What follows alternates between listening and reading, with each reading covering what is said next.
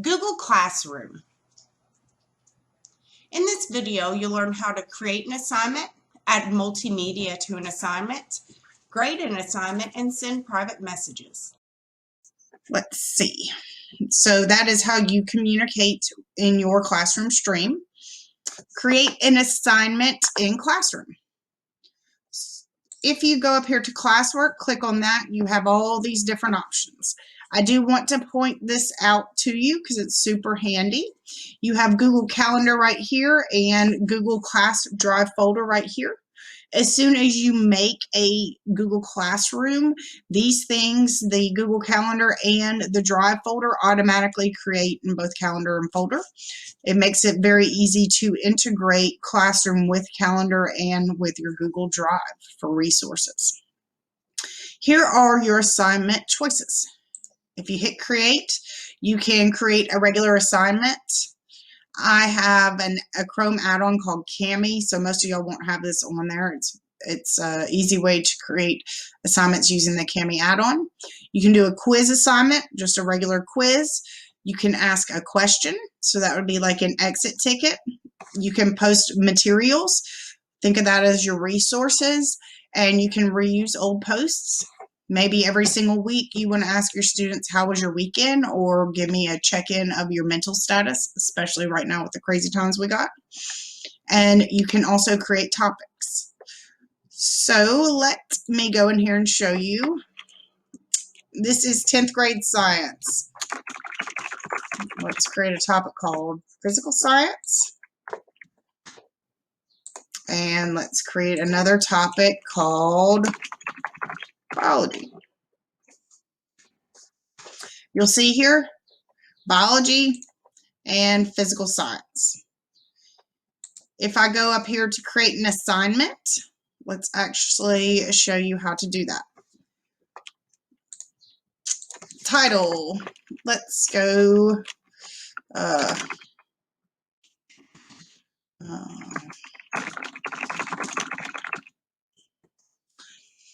inside this assignment, I titled it Mountain Formation.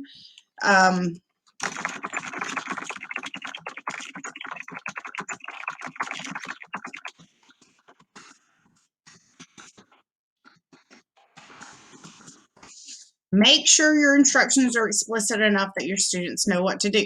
You will create a Google Classroom in this class, so make sure you tell them what you want them, what the directions are for the assignments. Maybe it's read the attached PDF, watch the attached video.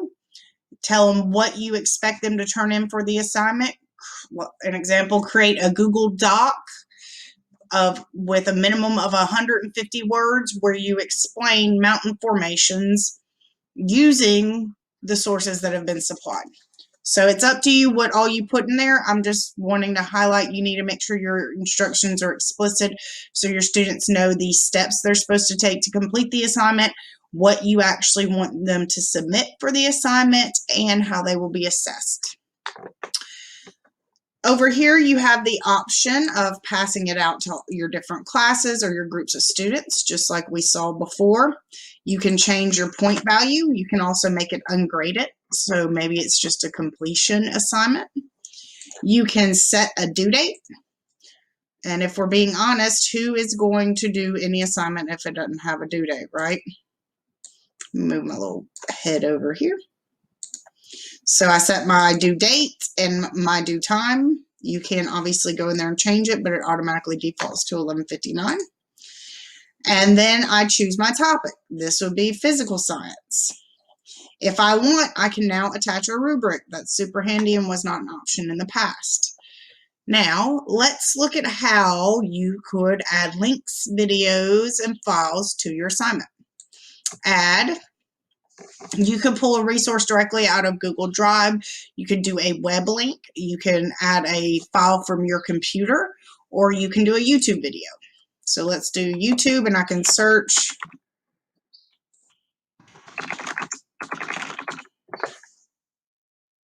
I have no idea what this will pull up, but hopefully nothing. Let's do this. So now I have a video in there. And I can create a Google Doc in there also and tell them to go in there and fill in the Google Doc.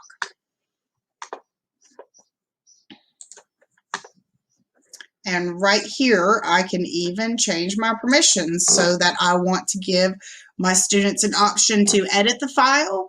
Maybe we're all working collaboratively, or maybe I want them to make a copy, have Google Classroom make a copy for every student so they're not editing my original file, but they have one of their own. And as I showed you with the course stream and adding announcements, you can do the same thing here. You can go ahead and assign it to your students. You can schedule it as a draft. You can schedule it for a later date, or you can save it as a draft. So let's go ahead and assign it. Now I can show you how it looks. Right here in the classwork, you'll see it is organized under physical science, and then I can see the due date and the due time. And if I click on it, it gives me the instructions, when it was posted, the resources, the video and the doc I made, how many people have turned it in, and how many people it's been assigned to. And you have the option to go in here and move it up or down depending on where you want it in your classwork thread. So let me go in here and show you how to grade an assignment. This is going to be a little wonky because I don't have any students in here yet.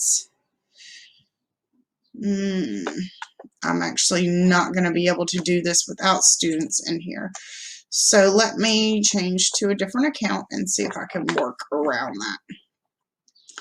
Find a class where I do have some students enrolled. Okay, here's one right here.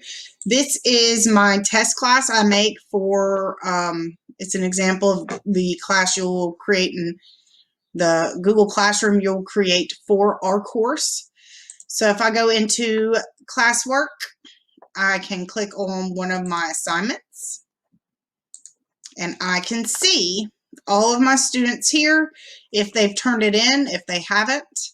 So I could actually, I don't know that I've already returned grades on these. So I could actually go in here and I could put a number grade and I hit my kebab and it saves it. So you'll see right here it says draft. That means that the grade has not been released to the student. If you want the student to be able to see it, you must hit return also. And you can go through and see every single student and how far they have progressed with submitting the assignment. And then let's look at private messaging inside Google Classroom. Let me go back to my folks. So if I hit people, I can see my students right here. If I click on the kebab under student, I can send an email directly to the student. So it integrates that communication piece right inside of Gmail. So that has been a little tutorial on how to use Google Classroom. I really hope y'all get familiar with this one because this is probably an app you will be seeing a lot in your future instruction when you get in the class. So as always, let me know if you have any questions. Thanks.